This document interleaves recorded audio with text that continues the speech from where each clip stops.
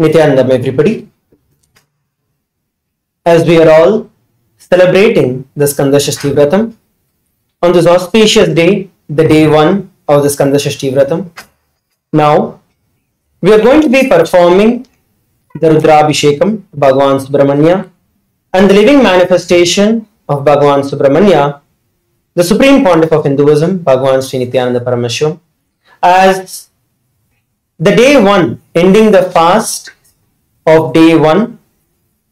After performing the Rudrabhishekam, we will be offering the Naivedyam and then partaking the Prasadam, which is offered Naivedyam, and breaking our fast for the day. I request all the participants, all of you who are performing the Vratam, to please sit straight with your head, neck and spine in a straight line. Keep your eyes closed, inhale and exhale deeply. Bring your awareness to your Ananda Gandha.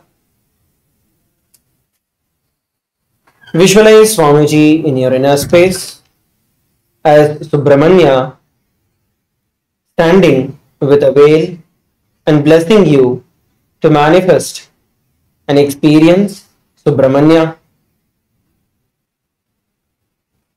Whether you are able to successfully do the fasting today, or if in between you are not able to do and you broke, don't worry about it.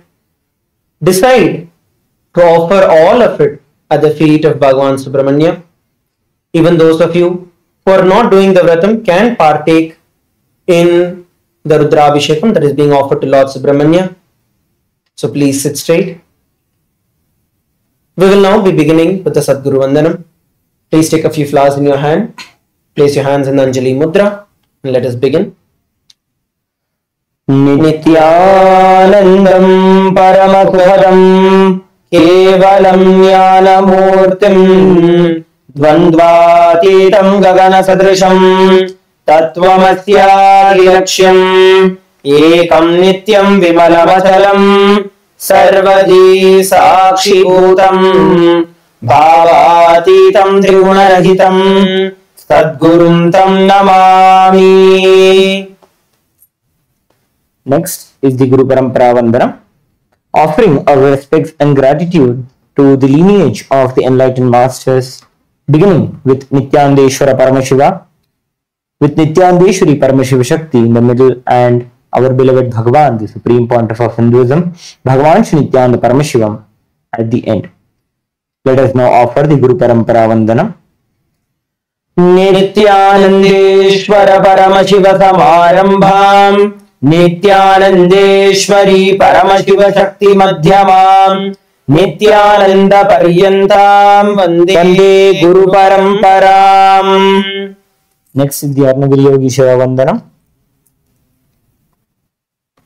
offering our gratitude and respects to Bhagavan Arunagiri Yogeshwara, who is the manifestation of Paramashiva, who happened in the life of the Supreme Pontiff of Hinduism as his very Guru.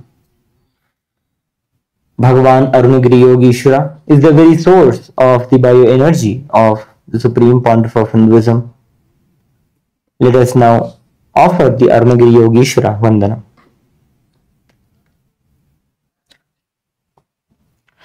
Lalate Tripundri Tilakrita Kasturi Tilakaha Spuranmaladhara Spurita Katikaupi Navasanaha Dadhano Dustaram Shirasi Phanirajam Shashikalam Pradipas Sarvesham Arunagiri Yogi Jayate.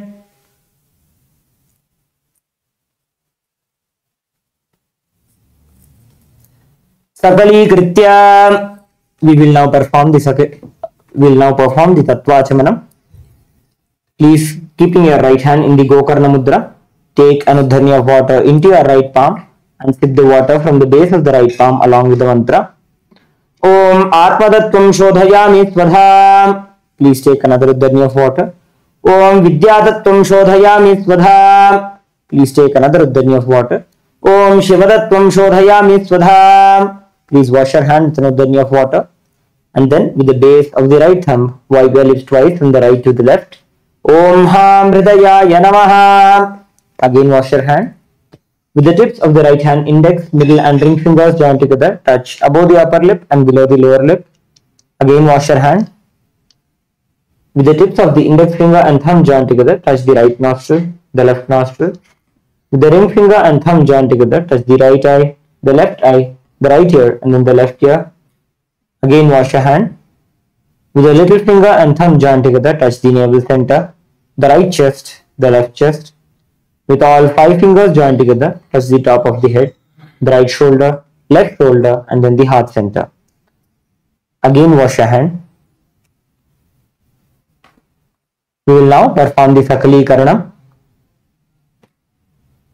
The Sakali Karanam is a special nyasa that is revealed by Paramashiva in the Agamas for us to manifest the state, space, powers, being and the very super consciousness of Paramashiva physically through our body. Let us now perform the Sakali Karanam. Sakali Kritya Om Haha Astraya Namaha Shaktaye Vaushate Om Ham Shivasanaye Namaha Om Ham Shivamurtaye Namaha Om Ham Sadyojatamurtaye Namaha Om Him Vamadevakyaye Namaha Om Hum Aghorahyaye Namaha Om Him Tatpurushavattraye Namaha Om Hum Ishanamurtaye Namaha Om Ham Hum Vidyadehaye Namaha Om Hum Netrebhyo Namaha Om Ham Hum Shivaya Namaha Om Ham Hridayaye Namaha Om Him Shirate Namaha Om Hum Shikaye Namaha Om Him Kavachaye Namaha Om Hasraye Namaha Om Him Kavachaye Hum Om Ham Shivaya Vaushate Om Ham Hum Shivaya Namaha Om Ham Shivasanaye Namaha Om Ham Shivamurtaye Namaha Om Ham Sadyojatamurtaye Namaha Om Him Vamadevakyaye Namaha Om Hum Aghorahyaye Namaha Om Him Tatpurushavattraye Namaha Om Hum Ishanamurtaye Namaha Om Ham Hum Vidyadehaye Namaha Om Hum Netrebhyo Namaha Om Ham Hum Shivaya Namaha Om Ham Hridayaye Namaha Om Him Shirase Swaha Om Hum Shikaye Vashate Om Him Kavachaye Hum Om Hasraye Bhate Om Hasraye Hum Bhate Om Hasraye Bhate Om Ham Shivaya Vaushate. Samanyarghyam Samsthapya. We will now perform the Samanyarghya Sthapana, energizing the water and all the puja items that we will be using for the Rudrabhishekam.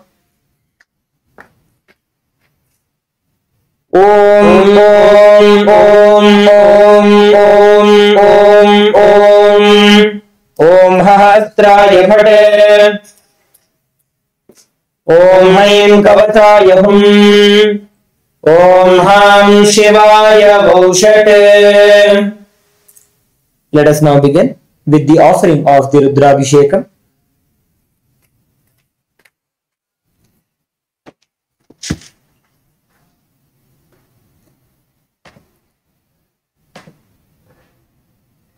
Om Namo Bhagavate Rudraya. Om Namaste Rudramanyava Utota Ishave Namaha. Namaste Astu Dhanvane Bahubhyam Utate Namaha. Yata Ishu Shivarama Shivam Bhagavate Dhanuhu. Shiva Sharavyaya Tavataya No Rudramridaya. Yate Rudra Shiva Tanura Ghora Papakashini. Tayanastanu Shantamaya Girishanta Vichakashihi. Yami Shungirishanta Haste Vibharshastave. Shivangiritratam Kurumahi Gumsi Purusham Jagate. Shive Navadatat Vagirishacha Vadamasi. Yathanas Sarvamid Jagata Yakshmagum Sumana Atate. Adhyavojati Bhakta Prathamo Devyo Bhishake. Aikashcha Sarvan Jambayan Sarvashchayatu Dhanyaha. Ato Yasthamro Arunauta Babhrustu Mangalaha. Ye Chemagum Rudra Abhito Dikshushruta Sahasrasho Vaishagum Nedaimahe.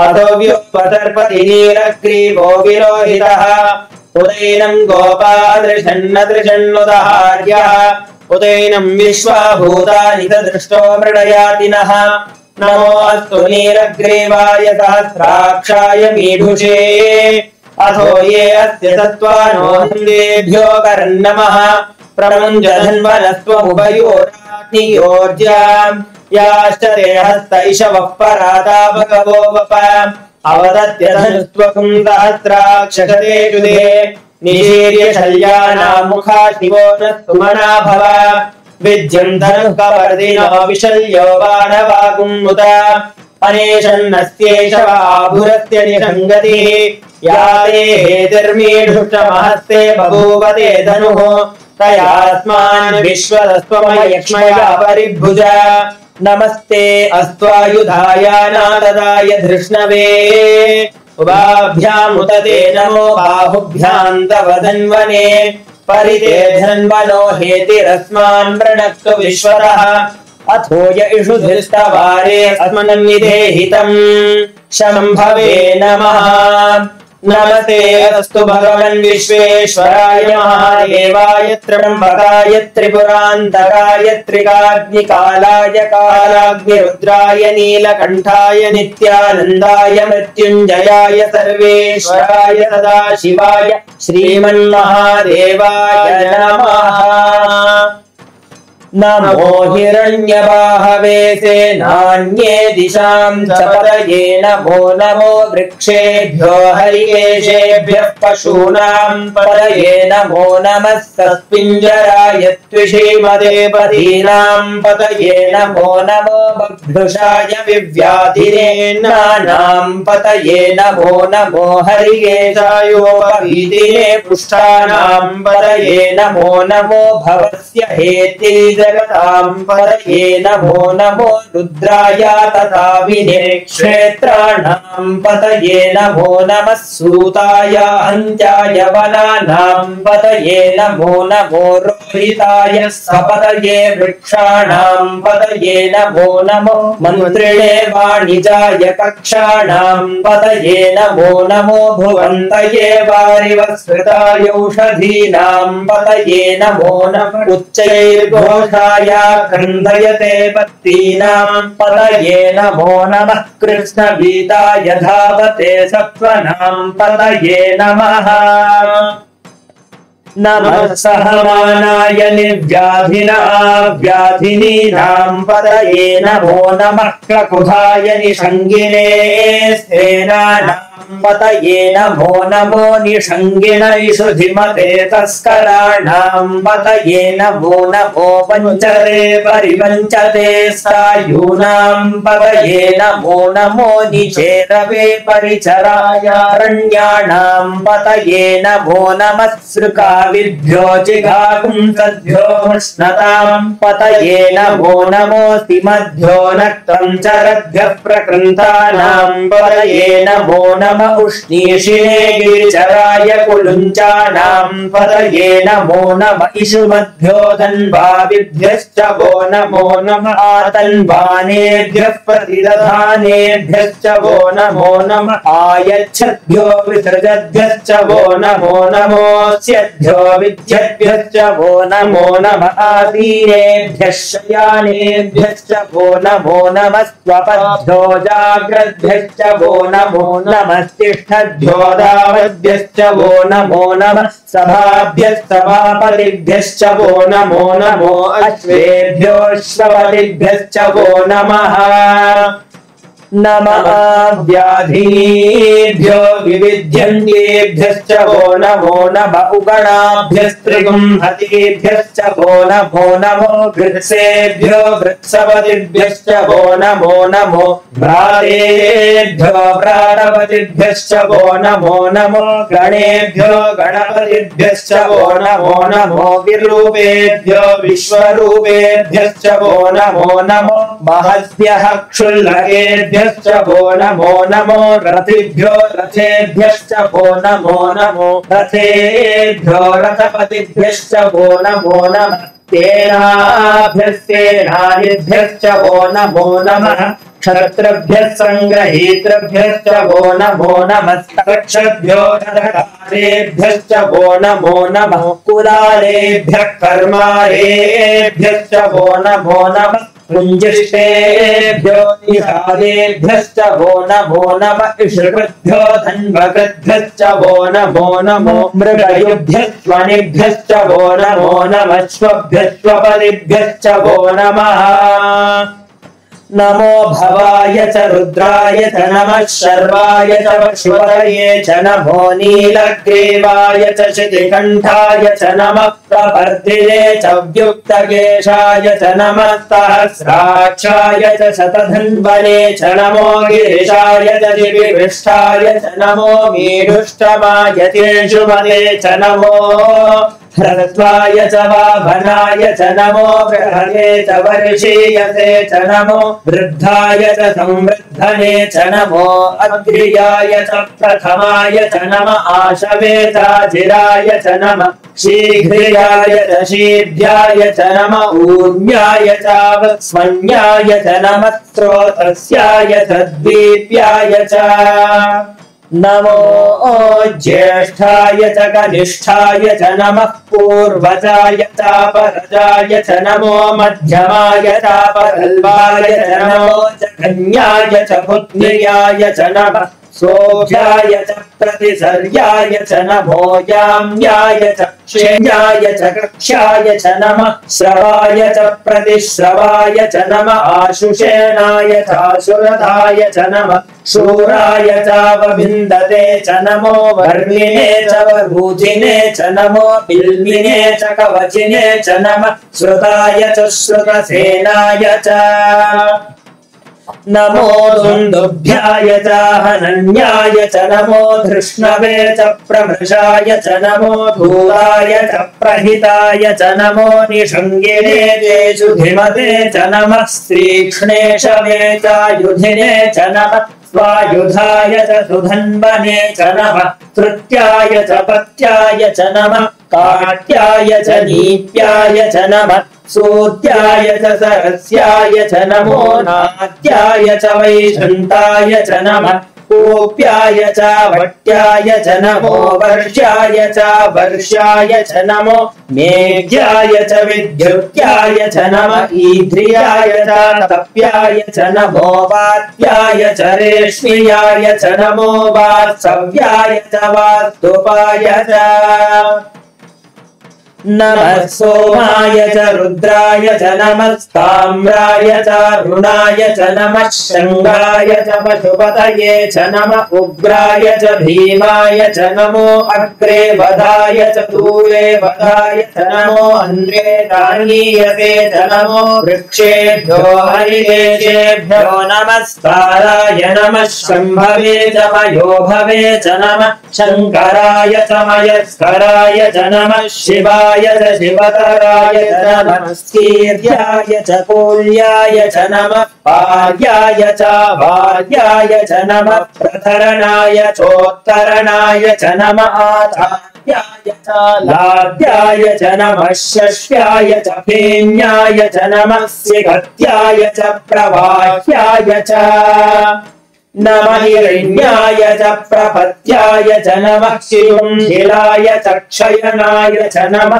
कपर्दिने च पुलस्तये च नमो गोष्ठ्याय च गृह्याय च नमः स्तल्याय च गेह्याय च नमः काट्याय च गह्वरेष्ठाय च नमो हृदयाय च निवेश्याय च नमः पागुंसव्याय च रजस्याय च नमः शुष्क्याय च हरित्याय च नमो लोप्याय चोलप्याय च नमः ऊर्म्याय च सूर्म्याय च नमः पर्ण्याय च वर्णशद्याय च नमो पगुरमाणाय चाभिद्धते च नमः आगिरते च प्रक्षिधते च नमो भक्षिकेभ्यो देवानादुम्हृदयेभ्यो नमो विक्षीणकेभ्यो नमो विचिन्वत्केभ्यो नमः निर्हतेभ्यो नमामि भक्तेभ्यः द्रावे अन्धसस्वधे दरिद्रन्नीलरोहिता येषाम् पुरुषाणाम् येषाम् पशूनाम् माहेर्मा रोमो येषाम् किञ्चनाममते या ते रुद्र शिवा तनु शिवा विश्वाः भेषजी शिवा रुद्राय भेषजी तया नो मृडजीवसे इमाम् रुद्राय तपसे कपर्दिने क्षयवीराय प्रभरामहे मतिम् यथा नः शमतद्विपदे चतुष्पदे विश्वम् पुष्टङ्ग्रामे अस्मिन्नरातुरम् मृडानो रुद्रो तनो मयत्कृते क्षयद्वीराय नमसा विधेमते यच्छञ्चयोश्च मनुरायजे पिता तदस्यामतव रुद्रः प्रणीतौ मानो महान्तमुतमानो अर्भटम् मानमुक्षन्तमुतमानमुक्षितम् मानो वदीः पितरम् मोदमातरम् प्रियामानस्तनुवो रुद्ररीरिषः मानस्थोकेतनये मानायुषिमानो गोषुमानो अश्वेषुरीरिषः वीरान्मानो रुद्रभामितो बधीर्हविष्मन्तो नमसा विधेमते आराते गोभ्य उत पूरुषज्ञे क्षयद्वीराय नमस्मे ते अस्तु रक्षा च नो अधिदेव ब्रूह्यदा च नः शर्वयच्छद्विबर्हाः स्तुभिः श्रुतम् गर्ततदयुवानम् मृकन्न भीममुपहत्वमुग्रम् मृडाचरित्रे रुद्रस्तवानो अन्यन्ते अस्मन्निव बन्धु सेनाः परिणो रुद्रस्य हेतर्वृणक्तु परित्वेषस्य दुर्मतिरघायोः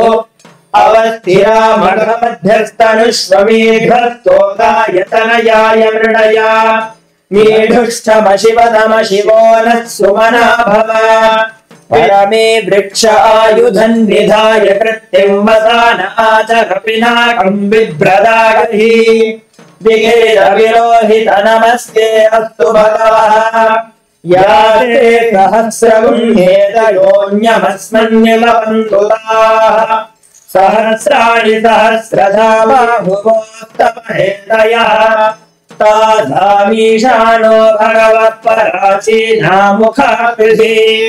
सहस्राणि सहस्रशो ये रुद्राधिभूम्याम् तेषाम् सहस्रयोजने वदन्वानि तन्मसि अस्मिन्महत्यर्णवेन्दरिक्षे भवाधि नीलग्रीवाश्रितिकण्ठाः शर्वा अधः क्षमाचराः नीलग्रीवाश्रितिकण्ठादिवगुम् रुद्रा उपश्रिताः ये वृक्षेषु सस्पिञ्जरा नीलग्रीवा विलोहिताः ये भूतानामधिपतयो विशिखासः खवर्दिनः ये अन्येषु विविध्यन्ति पात्रेषु विपतो जनाने ये पदाम् पतिरक्षयैलभृदायव्युधः ये तीर्थानि प्रचरन्ति श्रावन्तो निषङ्गिनः य एतावन्तश्च भूयापुंसश्च दिशो रुद्रावितस्थिरे तेषाम् सहस्रयोजने वदन्वानि तन्मसि नमो रुद्रेभ्यो ये पृथिव्या येऽन्तरिक्षे ये दिवि येषामन्नम् वातो वर्षमिषवस्तेभ्यो दश प्राचीर्दश दक्षिणा दश प्रतीचीर्दशोदीचीर्दशोद्वास्तेभ्यो नमस्ते नो मृणयन्तु ते यन्दिष्मो यच्छ नो द्वेष्टितम् वोचम् भेदधामि त्र्यम्बकम् यजामहे सुगन्धिम् पुष्टिवर्धनम् उर्वारुकमिव बन्धनान् मृत्योर्मोक्षे यमामृतात् यो रुद्रो अग्नौ यो अप्सु य ओषधीषु यो रुद्रो विश्वा भुवना विवेश तस्मै रुद्राय नमोऽस्तु तमष्टुभियत्विषुत्सु धन्वायो विश्वस्य क्षयति भेषजस्य यक्ष्वामहे मनसाय रुद्रम् नमोभिर्देवमधुरन्दुरस्य अयम् मे हस्तो भगवान् अयम् मे भगवत्तरः अयं मे विश्वभेदयोऽयं शिवाभिमर्शनः एते सहस्रमयुतं पाशामृत्यो प्रत्याय हन्तवे तान्यज्ञस्य मायया सर्वानवयजामहे मृत्यवे स्वाहा मृत्यवे स्वाहा ॐ नमो भगवते रुद्राय विष्णवे मृत्युर्मे पाहि प्राणानां ग्रन्थिरसि रुद्रो मा विशान्तरः तेनान्येनाप्यायस्व नमो रुद्राय विष्णवे मृत्युर्मे पाहि सदाशिवोऽम् ॐ शान्ति शान्ति शान्तिः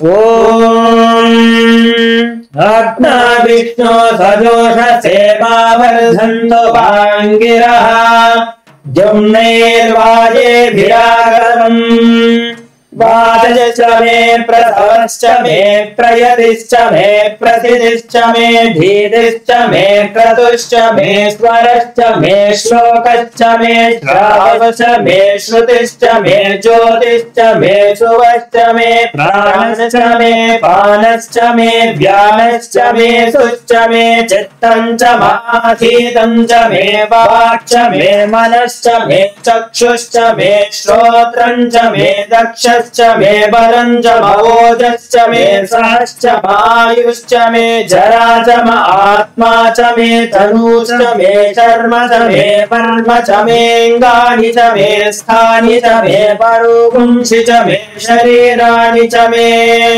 जैष्ठ्यं च माधिपत्यं च मे मन्युश्च मे भामश्च मे मश्च मे भश्च मे जेमा च मे महिमा च मे वरिमा च मे प्रतिमा च मे वर्ष्मा च मे द्राघुया च मे पृष्ठं च मे वृद्धिश्च मे सत्यं च मे श्रद्धा च मे जगश्च मे जनं च मे वशश्च मे द्विषश्च मे क्रीडा च मे मोदश्च मे जातं च मे जनिष्यमानं च मे सूक्तं च मे सुकृतं च मे वित्तं च मे वेद्यं च मे भूतं च मे भविष्यच्च मे सुगं च मे सुपदं च मरुद्धं च मरुद्धिश्च मे क्लिप्तं च मे क्लिप्तिश्च मे भविश्च मे सुभविश्च मे शमं च मे मयश्च मे प्रियं च मे नुकामश्च मे कामश्च मे सौमनसश्च मे भद्रं च मे श्रेयश्च मे वस्यश्च मे यशश्च मे फलश्च मे द्रविणं च मे यन्ता च मे धर्ता च मे क्षेमश्च मे धृतिश्च मे विश्वं च मे महश्च मे संविश्च मे ज्ञात्रं च मे सूश्च मे प्रसूश्च मे तीरं च मे लयश्च मरुतं च मे मृतं च मे यक्ष्मं च मे नामयश्च मे जीवातुश्च मे दीर्घायुत्वं च मे न मित्रं च मे भयं च मे सुगं च मे शयनं च मे शोषा च मे सुदिनं च मे ऊर्च मे सोनृता च मे पयश्च मे रसश्च मे घृतं च मे मधु च मे शक्तिश्च मे सपीतिश्च मे कृषिश्च मे वृष्टिश्च मे चैत्रं च मौविध्यं च मे रयिश्च मे रायं च मे पुष्टं च मे पुष्टिश्च मे विभु च मे प्रभु च मे बहु च मे भूयश्च मे पूर्णं च मे पूर्णतरं च मे क्षितिश्च मे पूयवाश्च मे नं च मे क्षुच्च मे व्रीहयश्च मे यवाश्च मे माशाश्च मे तिलाश्च मे मुद्गाश्च मे खल्वाश्च मे गोधूमाश्च मे मधुराश्च मे प्रियङ्गवश्च मे नवश्च मे श्यामाभाश्च मे नीलायाश्च मे अश्मा च मे वृन्तिका च मे गिरयश्च मे पर्वताश्च मे सिकताश्च मे वनस्पतयश्च मे हिरण्यंश्च मे यश्च मे शीतं च मे द्रवुश्च मे श्यामं च मे लोहं च मे दिश्च महावश्च मे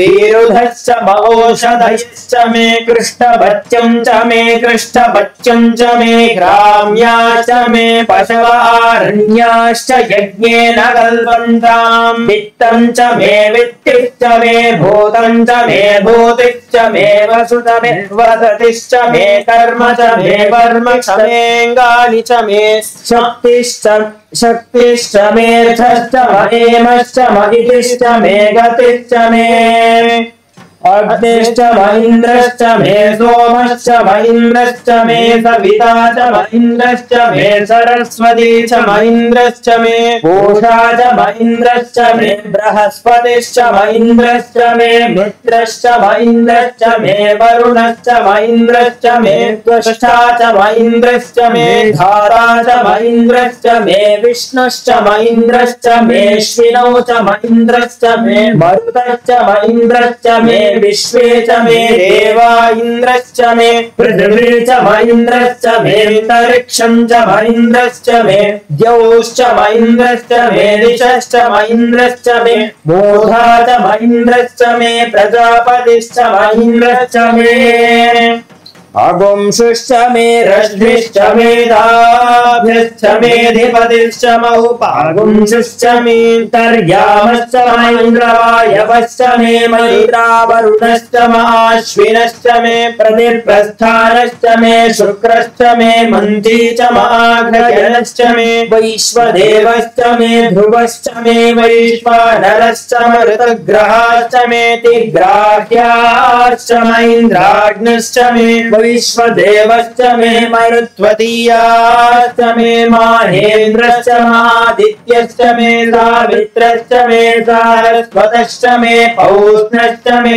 पार्थिवतश्च मे आर्योजनश्च मे ईर्भश्च मे बर्हिश्च मे वेदिश्च मे धृष्णियाश्च मे कृशश्च मे च हताश्च मे ग्रावाणश्च मे स्वरवश्च उपरवाश्च मे दिशवने च मे द्रोणकलशश्च मे वायव्यानि च मे पूतभृश्च माधवनीयश्च महाग्निध्रं च मे हविर्धानं च मे ग्रहाश्च मे सदश्च मे पुरोडाशाश्च मे पचता च मे बभृतश्च मे स्वगाकारश्च मे अग्निश्च मे घर्मश्च मे कश्च मे सूर्यश्च मे प्राणश्च मे श्वमेधश्च मे पृथिवी च मे धृतिश्च मे दितिश्च मे द्यौश्च मे शक्वरीरङ्गुलज्योतिषश्च मे यज्ञेन कल्पन्तां वृक्ष मे साम च मे स्तोमश्च मे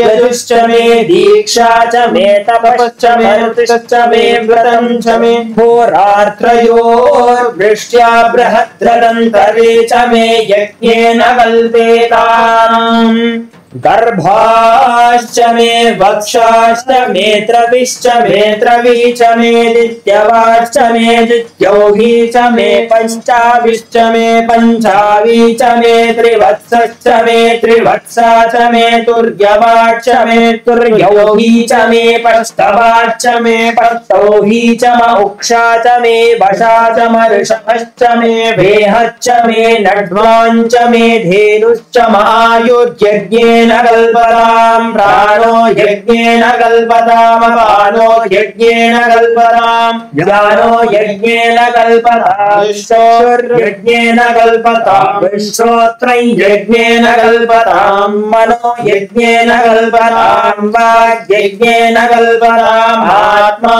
यज्ञेन कल्पताम् यज्ञो यज्ञेन कल्पताम् एका च मे तिस्रश्च मे पञ्च च मे सप्त च मे नव च एकादश च मे त्रयोदश च मे पञ्चदश च मे सप्त सप्तदश च मे नवदश च म एकविंशतिश्च मे त्रयोविंशतिश्च मे पञ्चविंशतिश्च मे सप्तविंशतिश्च मे नवविंशतिश्च म एकत्रिंशच्च मे त्रयस्त्रिंशच्च मे चतस्रश्च मे षोडश मे द्वादश च मे षोडश च मे विंशतिश्च मे चतुर्विंशतिश्च मे अष्टाविंशतिश्च मे द्वात्रिंशच्च मे षट्त्रिंशच्च मे चत्वारिंशच्च मे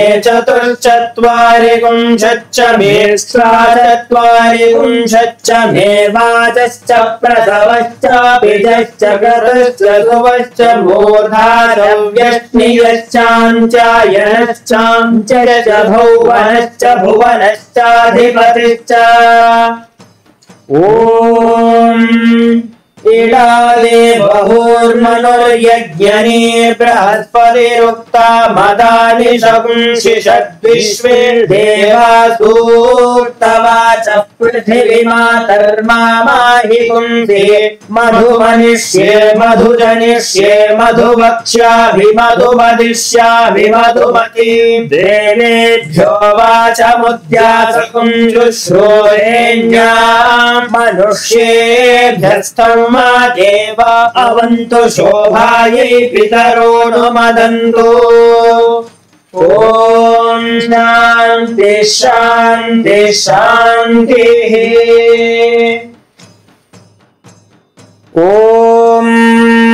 गन्धद्वारान् दुराधर्षान् नित्यपुष्टान् गरीषिणीम् ईश्वरीकुं सर्वभूतानां तामिहोपक्वये श्रियम् श्री सुब्रह्मण्य स्वामिने नमः। श्री सर्वदेवदेवी स्वरूपाय भगवते श्री नित्यानंद परमशिवाय नमः। गन्धान् धारयामि गन्धस्योपरि हरिद्रा कुङ्कुमचूर्णं समर्पयामि पुष्पैः पूजयामि। We will now be offering the dhupa, deepa, naivedyam and the arati to Bhagavan Subramanya and the supreme pontiff of Hinduism, Bhagavan Shri Nityananda Paramashiva.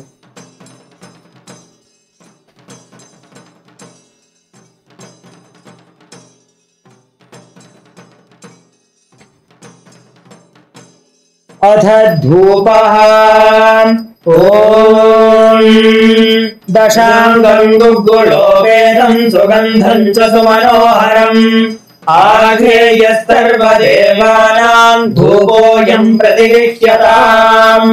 Shri Subrahmanya स्वामिने नमः। श्री सर्वदेवदेवी स्वरूपाय भगवते श्री नित्यानंद परमशिवाय नमः। धूपमाघ्रापयामि। अथ दीपः ॐ साज्यं त्रिवर्ति संयुक्तं वह्निना योजितं मया ग्रहाणमङ्गलं दीपं त्रैलोक्यविनापहम्। श्री आनंद सुब्रह्मण्य स्वामिने नमः। श्री सर्वदेवदेवी स्वरूपाय भगवते श्री नित्यानंद परमशिवाय नमः। दीपं संदर्शयामि। अथ नैवेद्यम् ॐ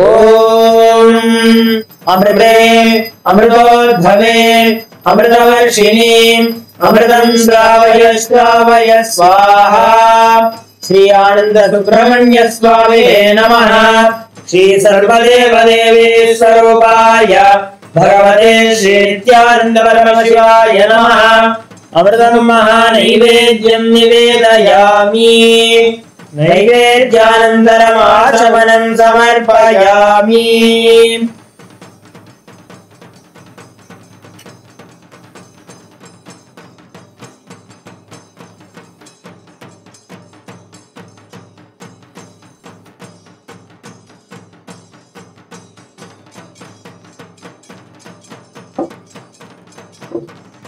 नीराजनम् ॐ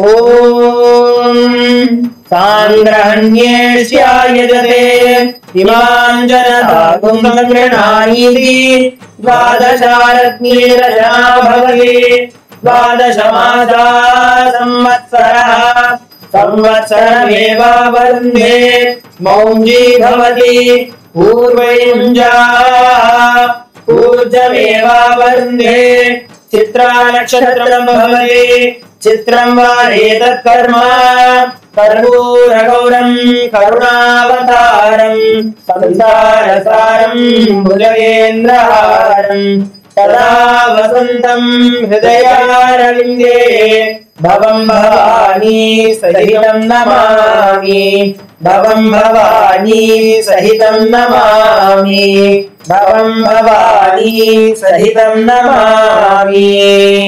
श्री आनंद सुब्रह्मण्य स्वामिने नमः। श्री सर्वदेवदेवी स्वरूपाय भगवते श्री नित्यानंद परमशिवाय नमः। मंगल नीराजनं संदर्शयामि रक्षां धारयामि। With this, we conclude the ritual of the Rudrabhishekam for Sri Ananda Subramanya Swami and the Supreme Pontiff of Hinduism, Bhagavan Sri Nityananda Paramashiva. Let us now conclude with the Purna Mantra. Please bring your hands into the Namaskar Mudra and offer your gratitude and respects and your love at the divine lotus feet of Bhagavan Subramanya and the Supreme Pontiff of Hinduism, Bhagavan Sri Nityananda Paramashiva. Om Purnamadah Purnamidam Purnat Purnamudachyate Purnasya Purnamadaya Purnamevavashyate. Om Shanti Shanti Shanti. Hari Om Tat Sat. सर्वं भगवत् श्री नित्यानंद परमशिव पादुकार्पणमस्तु। ओम नित्यानंदम्। All the participants who are performing the Skanda Shashti Vratam can now partake the Naivedyam that has been offered, which is now a prasadam for every one of us. You can now take the prasadam. Thank you all. Nityanandam.